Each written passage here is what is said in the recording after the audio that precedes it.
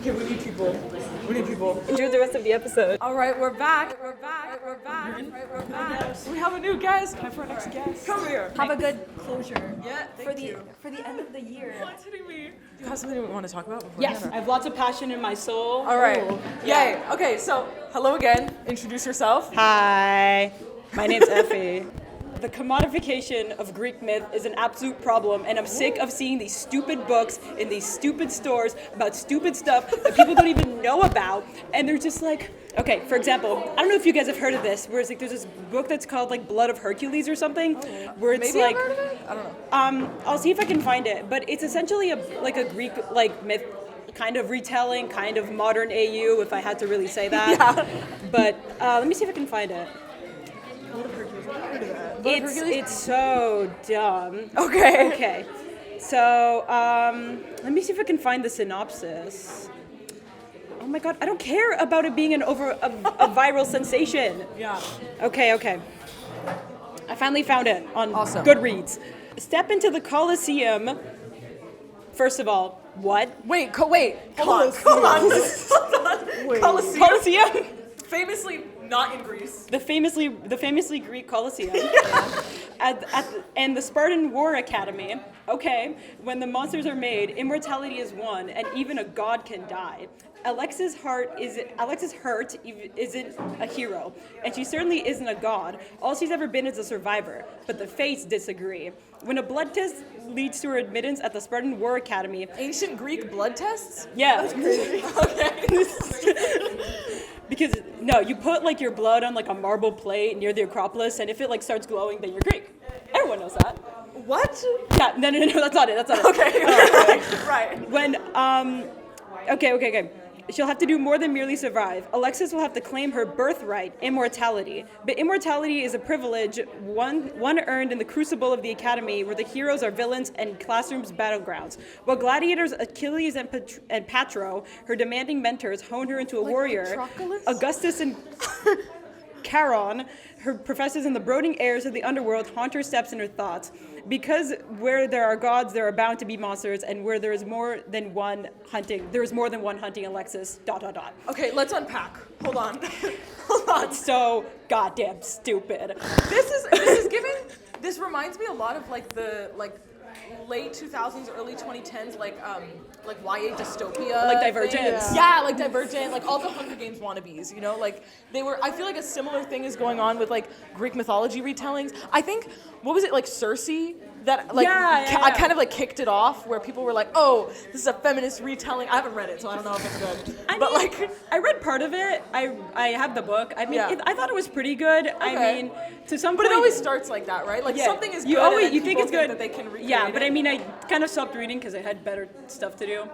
But like, yeah, it's like in the way that you kind of have to like, if you want to really enjoy it, you have to be like, this isn't Greek. This isn't based on anything that I know. This is totally new stuff. Mm-hmm. But the reason why I bring this up is because apparently the original thing is like, my name is Alexis, I'm a girl, but I'm also Hercules. And I'm like, what? She was supposed to be Hercules? She has the blood of Hercules, I think. Oh, that's why it's called Blood of Hercules. That's the name. It's the name of the book. Whoa. Roll credits. That's beautiful. Roll credits. Absolute peak. And I also find it very incredibly funny that she doesn't have a Greek name at all. I mean, Alexis is kind of Greek, but like heart? Maybe that's supposed to like kind of remove you from it and be like, oh my god, this normal American girl. Yeah. Her name is like Jane Smith, and she's in ancient Greece. But yeah. There's a very big problem where a lot of people, and there is two sides of this. Mm-hmm. There's the side where it's like people will just like, they'll look at the myth and they'll be like, I can do whatever I want with this. Mm-hmm. And they'll create these whole new stories while disregarding the entire point of the original ones, which like to a point, I feel like there is like something good to come out of retellings. Mm-hmm. A lot of the books are old. A lot of them can be retold in very interesting and fun ways. Mm-hmm. Do I have many examples of how this was done in interesting, fun ways? No, because everyone screws it up. Mm-hmm. I mean, what do you got? You got every single like Persephone and Hades retelling. Oh boy. I have my own. Can I tell you something? Yeah. I have personal beef with all the different versions of Hades and Persephone. Oh. Why are we making like Persephone like small and cutesy and like tiny. Like, why are they YN and CEO? Why are we making Hades and Persephone YN and CEO? I think you're just thinking of Lord Olympus right now.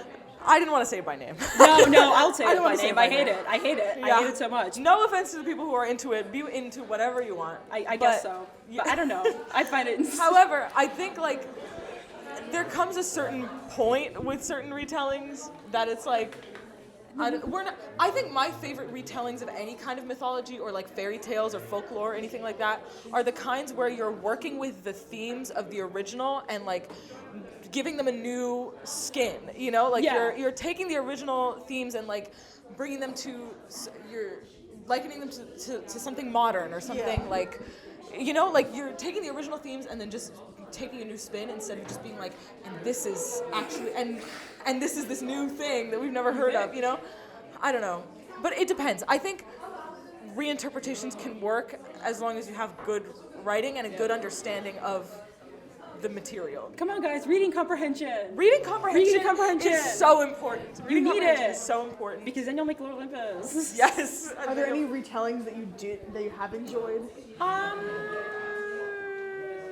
feel like there's one. I'm trying to remember. I have a now personal because favorite, I did- but it's... Wait, do you have a personal favorite? This is gonna be so nerdy. I've already been... No, you know what? We were talking about being cringe and being free. Yeah, go Yeah, for be it. free. I'm allowed to do this. There you Yes, go, there you okay.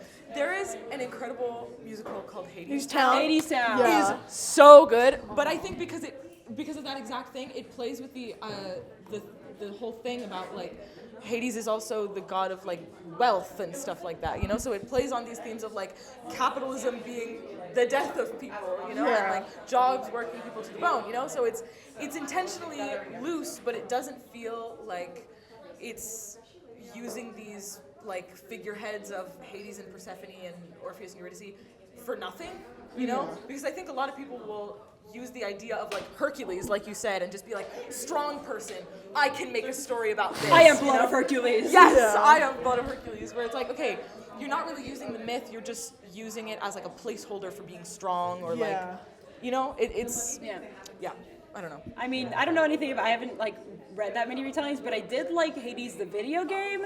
Oh, I haven't. People have recommended that to me over and over It's again. really good. Is it? Okay. I feel like it's something that it's like if you really like unique art styles and but you have to like roguelite stuff because like I remember being super pissed off. I was 30 runs in, still getting killed by Megara, and she was like always taunting me, and I was like, screw you. Everyone in the game is so pretty, though. I feel like I'd get They're all distracted. gorgeous. They're all and you gorgeous. can romance like. What? Yeah, you can romance people in Hades. You didn't know this? You can romance Thanatos, you can romance Megara, and you can romance, there's like, oh shoot, I forgot her name. But I know that in Hades 2, you can romance Nemesis. Oh, is that and- already out? Hades 2, it's been out. Really? Oh, okay, I'm late then. I'm very, very late. Yeah, it's been out. I've had that recommended to me several times. Hades 2's plot went a little bit haywire at the end, but Okay. let's ignore that. Well, I can For the put, sake let's of start with the first beautiful one. people. Yeah, let's. Yeah. Oh, nice. They are beautiful. I mean, has anybody seen what's her name? The main character of Hades 2, Melanoe. Melanoe. Yeah. Okay. She's the one with the short orange dress. Yeah. And the But I feel like that's like a really good retelling because I feel like it like has a lot of modern twists to like old tales and old jokes and stuff. Like for example, Scylla and the other beast, which I forget the name of, they end up becoming a band called Scylla and the Sirens. Oh, that's so at some point, and they cool. like taunt you with their music while they're playing, and the music is actually pretty good. Yeah. And I like that, but you know what I don't like? Oh. I everything just skirts back to Lord Olympus. We're turning like, into like pros and cons list of like these are This one, okay, Lord Olympus is bad. Lord Olympus is bad because number one, Hades is based on the author's like crush on Mads Mikkelsen, who if you don't heard know, about this. plays I've the heard guy about in this. Hannibal. Yes. Number two, he's like over like 3,000 years old. I don't care. I actually don't know what his like age is there, but I know that physically he looks like he's like a wealthy man in his middle ages, or like a little bit younger than that. He Persephone, looks like CEO. Yeah, Persephone is freshly 18, Which because she runs away from home. I have a question. Yeah. How are you a god and 18? How does that work? Fertility goddess. I guess. I don't know. Like, I never thought of the gods as being like, at some point there's like a 1-year-old Apollo, you know? Like, I never thought about that before, but I guess, yeah, I don't know. I mean, I guess like realistically it did happen, and Yeah. I mean that is like that would be a pretty unique like thing to go through, because like I Yeah. feel like you can write like a good, like if you're writing like something for teenagers, you can probably write a pretty cool, interesting novel about like what it's like to grow up to be a god and have so many expectations on you. I don't know, Hercules. freeness. I don't know. Disney's Hercules, guys.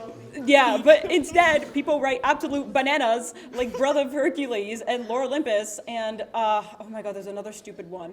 It was like a stalker AU for Persephone and Hades. Oh, okay. I don't remember now, Okay. but that doesn't matter. There's a lot. I don't need to remember it. Yeah, there's a lot. You know what? There's It's a lot. better if I don't remember it. Yes, exactly. Yeah, exactly. But exactly. yeah, and I feel like it's stupid, but also like there's the flip side of it where like sometimes people will like delve into the myths too much that they'll end up on like horseshoeing their way around to just like completely misinterpreting it. Yeah. And this goes back to a specific TikTok post. Essentially, the person I read on TikTok, they were like, guys, I'm so mad about everyone hating on Zeus because like all that bad and evil stuff that he did, that's just like the essence of the gods. Mm-hmm. What? What do you mean the essence? You mean you have the essence of someone who did insert bad things here. If you want to do it, just look it up, but it's not pretty. Yeah. But yeah, like he's just like, guys, it's the myths are actually the essence of the gods and it's not actually them. And I'm like, no, I don't think, and even if it was just the essence, isn't that not like a good thing? Here's the thing. I can see the argument that like the gods in like their original myths or whatever are supposed to be like, how do I describe this? Are supposed to be like, are not necessarily supposed to be like Christian gods, Yeah. or like where they're not supposed to be examples of like good behavior that like this is what you should Yeah. be doing. However, I think the problem starts when people are trying to make adaptations where they are actually characters that need to be like likable or dislikable for certain reasons. Yeah. And you can't treat them as if like Zeus is just like a personification of a storm. You can't do Yeah. that anymore. No. Because like that's an actual guy now. You Yeah, know, like that's you've just made a him into real a guy. person. You need to, if you Treat you him want, like a person. Yeah, and Yeah. if you want to like actually like address all the stuff he did, you need to write it in a good way. Exactly. And so like, if people are going under the lens that it's not the actual characters, it's more of like the essence. It's more of like you have something to learn from these myths, and they aren't always necessarily good people. Yeah. And you can be like, wow, I learned to not do that. That's great. But then Exactly. if you're giving them personalities, Yeah. come on. Yeah, But yeah. there was one adaptation that I'm curious about that I never like delved into. I don't think it got a lot of like recognition, but it was I think Jeff Goldblum had a show. Oh, Chaos. Chaos. Yes. I think it got canceled after one season. Which kind of sucks because all the things that I see about it are like kind of silly and fun. Yeah. I like that kind of for the opposite reason where it's like it takes like the essence of these characters and takes them so far from like what you normally see that it like loops back around into being like interesting, you know? Yeah, like yeah, yeah. what if Zeus is just kind of like a little conniving. What if Zeus You know. is Jeff Goldblum? Yeah, exactly. Because I think what if Zeus is Jeff Goldblum? Where it's like, because I think the essence of that is more like the plot is not treating them as though they're actual gods, and they're treating it as though like, hey, there's god-like features or Zeus-like features or Aphrodite-like features in like the guy who works at accounting, you know? Like it's comparing that to like, you know, everyone knows a guy that's kind of like this. Yeah. you know? Yeah, and I think So- that's a really good. I mean, I don't know anything about it. I know that at one time I walked in on my mom and she was watching it and she was like, "Wow, Netflix show," and I was like, "What?" But I mean, she's Greek and I'm Greek, so I'm considering that if a Greek person is like wants. I'm thinking that if a Greek person is willing to watch the show, then it probably isn't that bad. Yeah. Right. Yeah. But yeah. You know what? I'll watch it and I'll come back to you guys. Okay, I'll thank come you, back to thank you. guys. Thank you so much for coming. Yeah. Yes, yeah. of course. That's Thank my you for being here. opinion. Start reading. Don't read Blood of Hercules, because from what I've heard, apparently like Achilles is like a stalker. Oh. It's like one of those like stalker personalities where it's like I'm in love with you. Oh, okay. Now I'm gonna stare at you from In your the window. in the war story? What happened to the war plot line? No, it's just an academy. It's the Spartan War Academy. Oh, okay. Okay. Perfect. So I'm yeah, trying to. yeah, Okay. yeah. Okay. get media literate. Yes. Stop doing stupid things. Yes. Start reading good things. We're learning a lot of lessons. Yeah. All right. Just think. Thank Think, you. people, think. Just think. All right. But yeah. Thank you. Perfect. Yeah. And we're back. And we're back. We have a new guest. Hi. Introduce yourself, please. Hi, My I'm God. Lucas. I'm a first year. I was in health last term, but I switched to SimCom because it was boring. With her, because of her. Yes. Because I'm so good at bribing people. And yeah, that's who I am. Yes, beautiful. And, you know, he also happens to be like my best friend and really cool and stuff like that. So, you know, it's pretty cool stuff. I don't know. Yeah. All right. I want to talk about maybe some fun stories that we have specifically. Something that happened to us a couple of weeks ago. Oh my god. So, me and another friend named Kai. Shout out. Shout out Kai, who's not okay.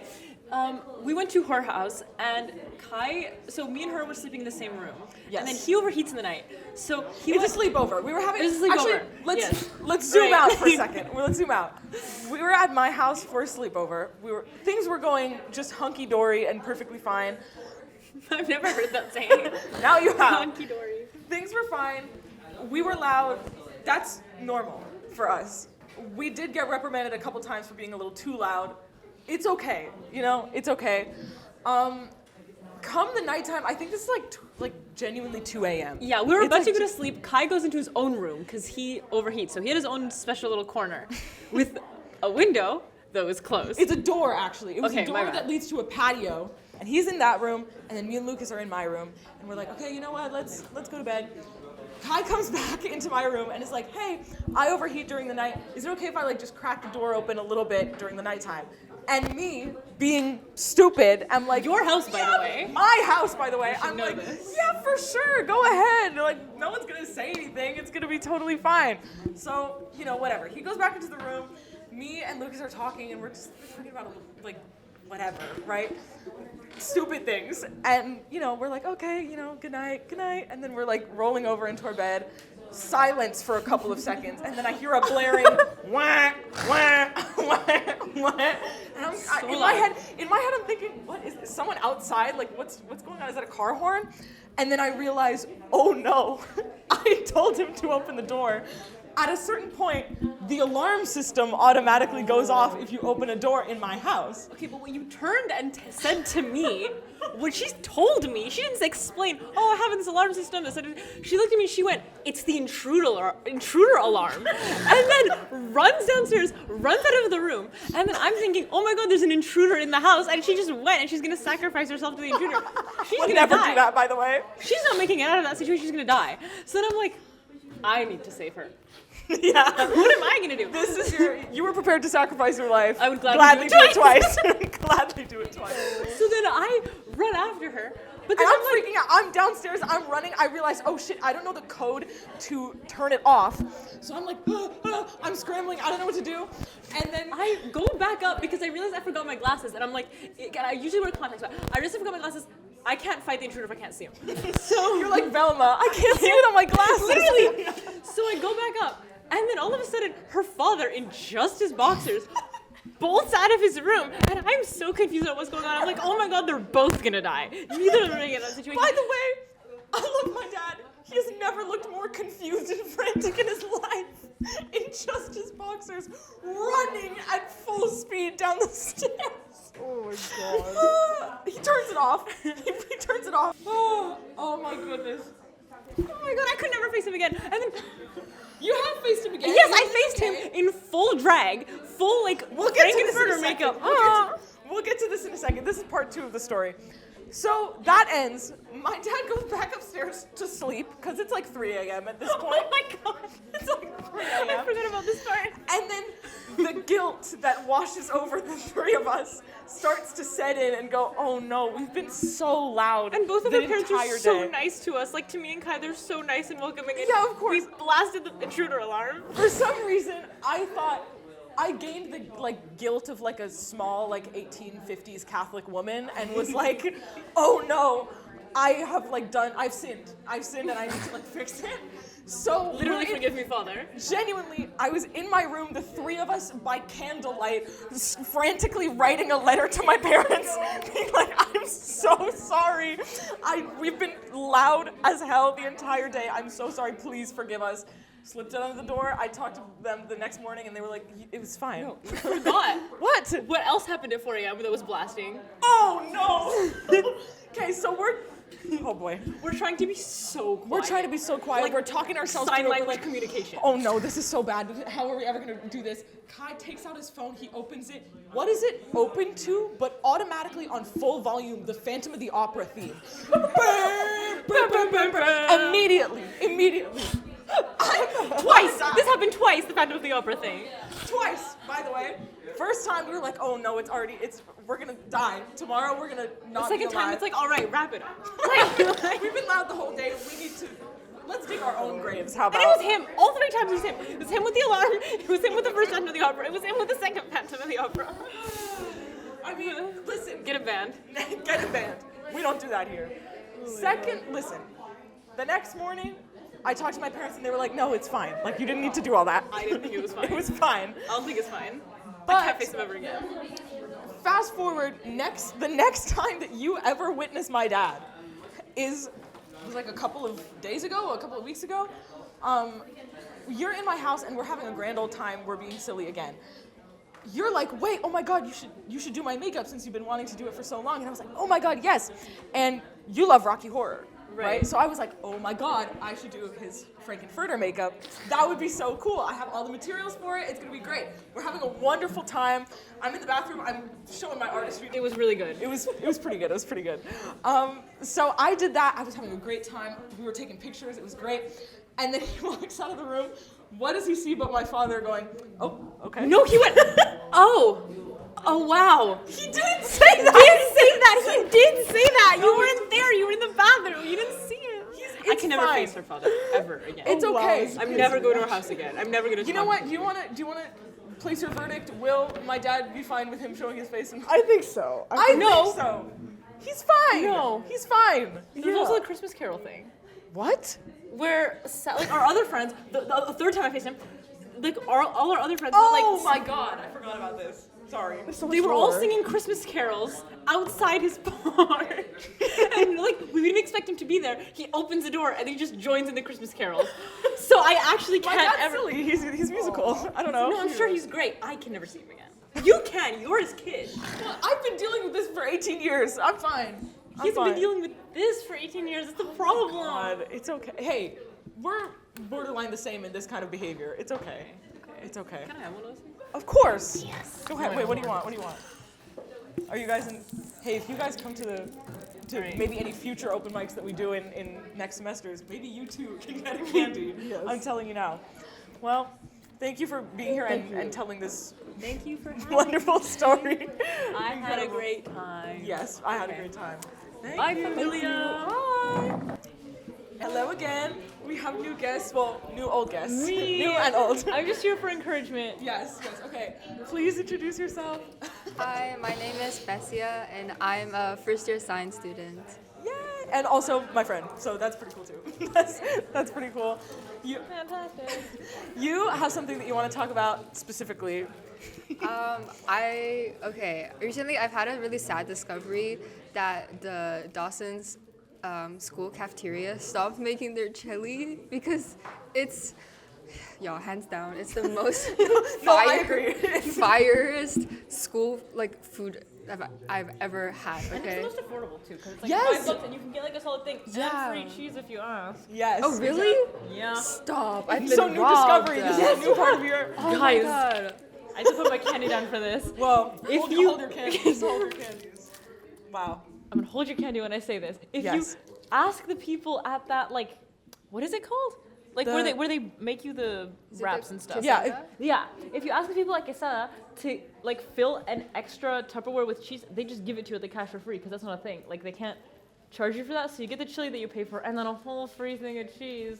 Look at us. Look at us at the Vine podcast giving you tips. Look at Okay, that. but Wow. the problem is they're not. Where's the chili? They don't have the chili anymore. Okay, like I started a little collection on my page on Instagram to try to feed chili propaganda, but the thing is, Your highlights for your chili propaganda. No, it's thank good. you. So, but the thing is, okay, I've been having it for like a while, and then the one time I posted it, I said, okay, I'm gonna get serious about this now. The one time I posted it was the last time. They never had the chili ever For you again. personally, they were like, I don't want to be ranked. No, Yeah. Stop literally. objectifying chili and They ranking got they got like scared. They got shy. They Yeah. posted it on the story, and then you're So I went back, and it's been like, I don't know how many weeks, and today I was like, they don't have chili again, I'm gonna crash out. So my friend was like, oh, I can ask for you if you want. I was like, yes, please. So, and then they said, oh, we didn't make it today, and I was like, oh, okay, that's a lie. Well, no, they didn't make it today, but it's not just today. It's been 2-3 weeks. 2 or 3 weeks. 2 or yeah. 3 weeks without the chili. I can't do this anymore. Like, to start a chili. Can we please? Well, now you're starting to do. yes. You're exploring different soups. Yes, today. Yes, I feel like Soup ranking, guys. Yes. I was forced to sidetrack, you know. Yeah. And so far, the soup I had today was kind of not it. But you know what? It's okay. Well, it's trial and error. Yeah, with soups, exactly. You know, some Exactly. soups you're gonna like, some soups. The Not chili was every consistent. soup. Yeah, not every soup is gonna be chili, and that's okay. And that's okay. You know. Yeah. So if you want like soup advice, I guess soup or chili advice, you can follow Bessia and just talk to her about it. I don't know. Yeah. Yeah, follow for soup content, I guess. Yeah. No, I know exactly which chili you're talking about, and it was incredible. Right. And it was really good. I dropped my bowl in the chili once, and I'm never gonna recover from it. And Oh, the physical bowl. yes, Oh my god. Right. Wait a minute. I was here for you were this. there, and I then was you here. and Alexis, my friends, ran away because they didn't want to be seen. The chud who dropped his chili bowl in the chili. No, it's okay. We still love you. No, I was devastated. Okay. I can understand that. Like, you lost the bowl and the chili. Yes, it just sank to the bottom. I had to fish it out. It sank to the bottom. Oh my god. Oh no. Okay, both of the stories I've told on here are really embarrassing. I'm very cool and amazing in real life. No, he's Trust and really belief. cool. Yeah, exactly. Anyway, well, thank you for coming here to talk about your chili. I Thank appreciate you. it. Yeah, petition to bring back the chili. Yes, please sign. All right. Bye again. Bye, familia. All right, we're back, and we have a new guest host. Do you want to introduce yourself? Hi, my name is Melina. You've seen me in a previous episode. I'm the sound engineer as well. Woo! And we have a new guest. Do you want to introduce yourself? Yeah, sure. So, hi, my name is Francis. Should I say where I Yeah, study? sure. Yeah, I'm studying cinema communications. This is my second semester, and the Divine podcast. Well, I've been keeping in touch with some of the episodes of you guys, and I know some of you guys, especially the people behind the scenes, and especially the one who tried to coerce me into being the guest show. But sure, but you know what? Thank you, anyways. Shout out to whoever that is. Yeah. But yeah, I guess you know what, I'm gonna be honest.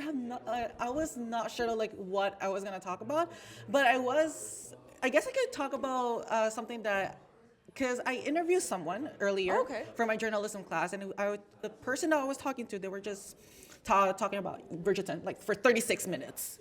I am a huge Bridgerton fan, so this is right up my alley. I've never watched it. My mom Me watched too. It, but I haven't How is watched it. Wait, actually, your input. How is it? I like it. I like Okay. it. I'm positive reviews. Isn't the new season gonna be lesbian? Right?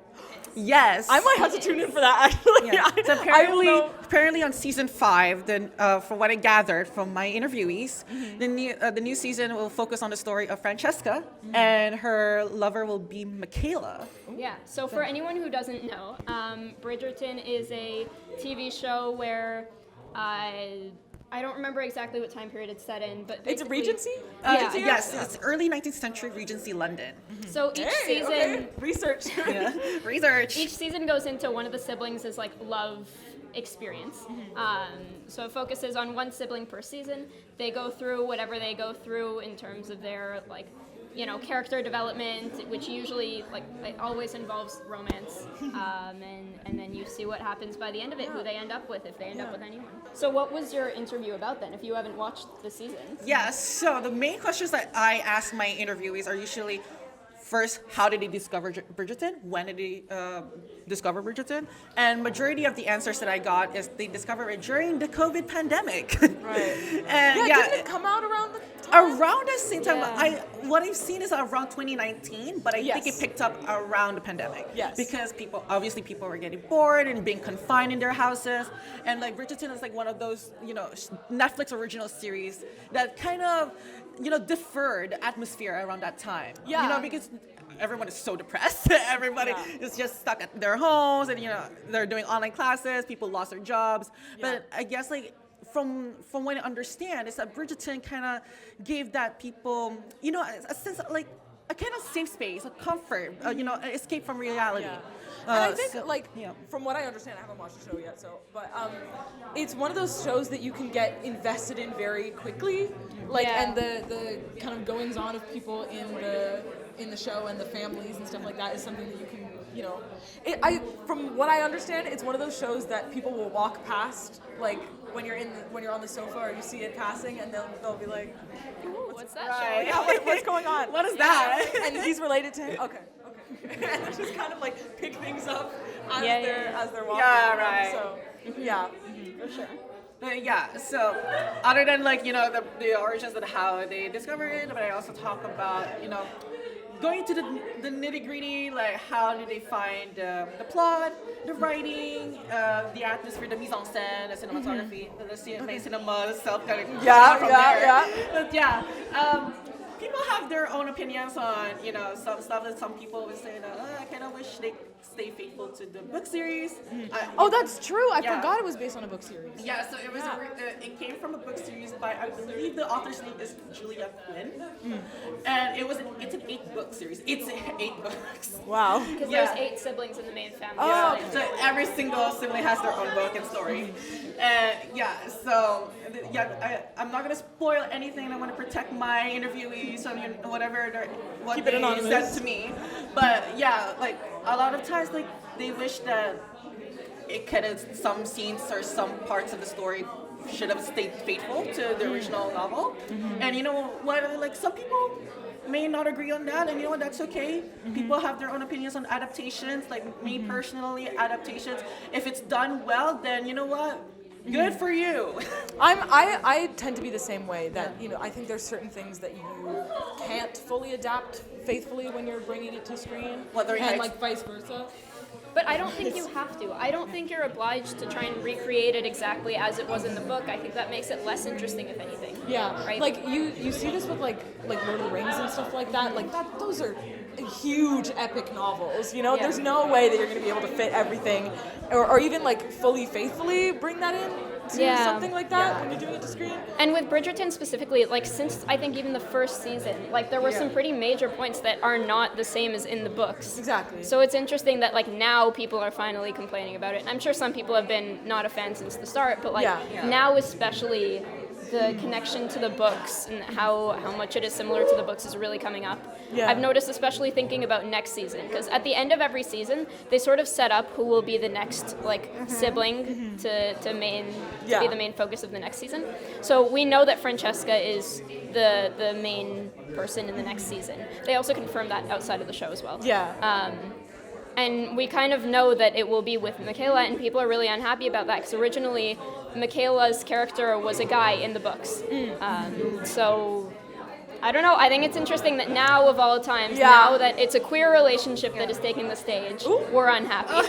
We're unhappy that it's not according to the books, but to each their own. Honestly, I think this is having the opposite effect. I've never watched the show, but if it's gay, I might just try It is. But I'm actually convinced now. Like after interviewing like 4 people, including a cinema teacher that I had last semester. Oh wow! Oh my god! And I'm like, okay, I'm actually convinced now that maybe I should watch it, just to give it a go. Like it never hurts to try. Yeah, there's also a lot of interesting things beyond the plot with like color theory, all the different outfits, right? The fact that it's in this different era, it's all very cool. The fashion is awesome. So Another thing is like the big discourse and like the fact that there's a lot of diversity in the cast. Yeah. There's a lot of color blindness, and I know some people don't like the fact that they try to diversify it. I personally think it's okay, and you know what? I mean, like if you want to have an alternate version of history, I mean, like Bridgerton family, they're not actually. I mean, Bridgerton, it's all fiction. It's all fiction. fiction. These families never existed. So I think, And it's like, you know what, have your own unique twist to it.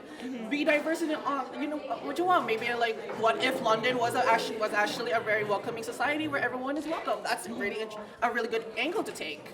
Yeah, exactly. All right. Thank you for coming here and telling us about this. Thank you. I'm convinced of the new season, so I'll check that out. All right, thank you. Thank you for being here. Thank you so much. Beautiful. Okay. All right, thank you for joining us for this episode of the Open Mic Vine podcast. Thank you for joining us. This is the last episode of the season. Thank you for listening, for being here, for being an OG. Yeah. Thank you to the team for having me as team lead. I'll be graduating and I'm leaving my spot to Sal to take on the role of team lead. Yeah, so I will see you next semester. Yes. She won't, and I'll miss her dearly. Yes, but we will see you next semester, hopefully. Bye. Big things coming. Big things are coming.